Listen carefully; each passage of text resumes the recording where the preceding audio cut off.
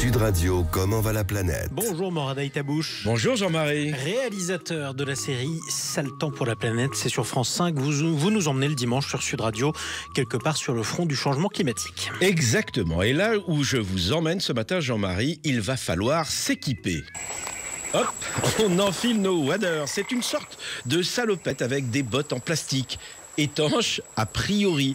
Nous voilà équipés pour suivre les pas de notre guide, Rémi Masson. Il est photographe animalier, mais avant de vous dévoiler l'objet de notre track, sachez que l'animal, pour le prendre en photo, il faut évidemment être discret et avoir surtout une bonne connaissance des milieux aquatiques. Ah, c'est un peu encombré. On avance, je peux vous le dire, péniblement, mais il fait très beau, soleil, cristalline pour les eaux, conditions idéales pour voir l'animal. Ah, là, il y a une cendre qui est bien marquée. On voit bien, il passe souvent sur les mêmes endroits et donc c'est creusé. Ouais, il y a plein de petites branches. On voit ce qui a été rongé. C'est donc un rongeur, et pas n'importe lequel. Il peut faire 1,20 m de long et 30 kg. C'est le castor. Ah. On avance. Avant de pouvoir faire des photos de castor, en fait, il y a un gros travail d'enquête qui est de chercher les indices de présence, là où il a grignoté. Donc, passer beaucoup de temps sur le terrain avant même de faire des photos. On avance et de nouveaux indices apparaissent. Le profane que je suis ne voit absolument rien, pas le moindre indice. Et pourtant, j'ouvre l'œil. Et là, par exemple, on voit le tronc, il a été grignoté. Il a enlevé l'écorce, cette partie-là, la partie basse. C'est un vrai travail d'enquêteur, finalement. Avant de pouvoir l'observer, il faut déjà arriver à repérer les endroits où il passe. Les preuves de son passage sont partout, à condition, évidemment, d'avoir tous les sens en éveil. Un peu le castoreum, c'est la substance qu'il utilise pour marquer son territoire. Parce qu'en fait, les castors, ils ont un territoire, ils n'en bougent pas. Et c'est une odeur forte qui se repère assez facilement. Donc tout ça, c'est des signes quand même qu'il est bien présent et bien actif. Vous avez reconnu le jingle. On va faire donc un petit quiz assez simple.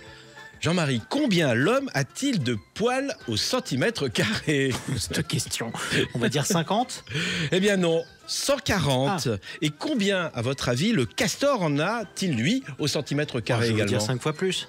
Eh bien, on va conserver un tout petit peu le suspense dans cette chronique. On continue d'avancer avec Rémi. Ça fait plus d'1 heure que l'on patauge dans la boue et dans une eau qui nous arrive en haut des cuisses. Un obstacle à franchir, on va essayer de le faire sans abîmer les champignons qui sont poussés sur le tronc. On le voit, c'est super humide, il y a de la mousse, il y a des champignons, des fougères. Et tout ça grâce au castor. Il est le gardien de l'humidité. Et justement, grâce au castor, nous avons des zones humides, des marais ou des cours d'eau beaucoup plus importants. Mais surtout, il crée des paysages qui sont de petits paradis. C'est ça que j'aime bien, c'est ce côté sauvage. Et puis effectivement, il y a ce petit côté aventure, exploration qui me plaît. Ouais. J'aime bien le faire sous l'eau, mais à l'extérieur aussi. C'est bien de découvrir des zones. Alors, des fois, le castor, c'est aussi un prétexte, parce qu'en suivant le castor, on arrive dans un endroit super sauvage, super joli. Des petits paradis, donc ouais, ça fait plaisir aussi. Alors, c'est beaux environnements pour faire des images. Ouais. Avec le réchauffement de la planète, je peux vous dire que le castor est vraiment notre allié, un ami fidèle pour mieux appréhender les sécheresses à venir. Alors, il faut absolument le protéger. C'est pour ça que je ne dévoilerai pas l'endroit où évidemment nous nous trouvons. C'est le castor qui a longtemps, hélas, été chassé pour sa fourrure et pour le castoreum, une sécrétion un peu huileuse qui était utilisée par le secteur de la beauté, la cosmétique. Ah, donc là, c'est bien un barrage de castor, pas de doute. C'est un bon indice de présence. Après, ça ne veut pas dire qu'il est tout à fait juste là, parce que le territoire d'un castor, ça peut être grand, ça peut faire plusieurs kilomètres. Donc on va continuer à trouver d'autres traces. Donc là, ça va devenir de plus en plus profond. Donc on continuera après en masque et tuba. S'il y a trop d'eau, ça va devenir la plongée. Et pour surprendre le castor dans toutes les situations et ne jamais être pris de court, Rémi se change sur le bord de la rivière. Dans son sac à dos, une combinaison et une caméra sous-marine. C'est parti pour une petite balade sous-marine. Pas de bouteille. Rémi est en apnée pour réduire les nuisances sonores. Il avance et soudain, le castor apparaît. Pendant longtemps, j'ai pensé que les castors, ils avaient vraiment de la chance d'habiter dans un endroit comme ça, super joli. Et c'est seulement plus tard que j'ai compris qu'en fait, c'était eux qui créaient justement ces petits coins de paradis. Et il y a aussi des moments magiques quand Rémi se retrouve face au castor en tête-à-tête. Multifonction, il crée un monde, des zones humides qui permettent aujourd'hui à d'autres espèces de s'installer.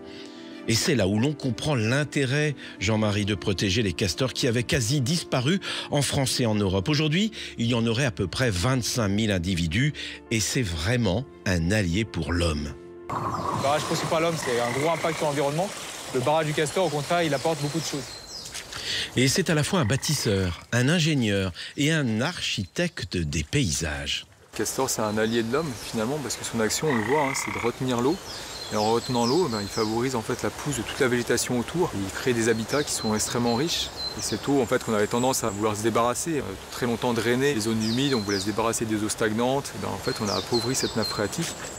Alors, sans cet allié objectif dans la transition écologique, il sera de plus en plus coûteux de s'adapter ou d'atténuer les effets du dérèglement climatique. Les zones humides, c'est aussi le poumon vert de la planète et le castor est important. Le castor, il ne construit pas au hasard, il sait quand même ce qu'il fait. Et au-delà d'un architecte, c'est un ingénieur très précis. On essaye de refaire ce que fait le castor. On dépense beaucoup d'argent et souvent on le fait moins bien que lui. Et c'est assez fascinant quand même. C'est le meilleur ami de l'homme, on l'a dit, dans cette course contre la montre que nous impose le dérèglement climatique. Pour Cyril Thévenet, qui se charge justement de renaturer les tourbières ou les zones humides, le castor, c'est un peu une sommité. On est amené à lutter contre un phénomène qui va quand même très très vite. L'image qu'on emploie souvent, c'est marcher sur un tapis roulant qui recule. Si on n'avance pas, on va reculer très vite. Et malgré tout, il faut avancer pour essayer de s'adapter au plus vite possible. Il y a urgence à agir, sinon on est quand même dans une situation compliquée. Et donc il faut être dans l'action. En tout cas, nous, c'est notre pari. L'action, on ne cessera de le répéter. Vous connaissez François Bayrou, lui, qui n'hésite pas à rappeler que l'on transige avec la transition écologique. Vous avez vu évidemment le dernier vote du budget. On marche, mais à reculons. J'ai d'ailleurs les poils qui se hérissent à chaque fois que j'entends aujourd'hui les irresponsables politiques. C'est dit.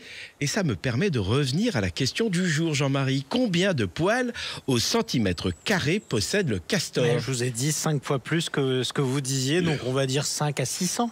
Eh bien non. 14 000 poils et vous comprenez évidemment les raisons pour lesquelles on chassait le castor pour sa fourrure. 14 000 poils au centimètre carré. Un dernier mot peut-être pour vous dire que Rémi Masson a sorti un ouvrage formidable sur les 10 000 vies du castor. Il est écrit avec Cécile Auberson et Christophe Angst et c'est aux éditions Salamandre. Voilà, c'est tout simple. On restait encore dans les zones humides avec la salamandre. Merci beaucoup, Morad Aïtabouche. On vous retrouve un prochain dimanche sur Sud Radio, quelque part sur un autre point du front contre le changement climatique. Et sur Sale temps pour la planète, France 5. Évidemment.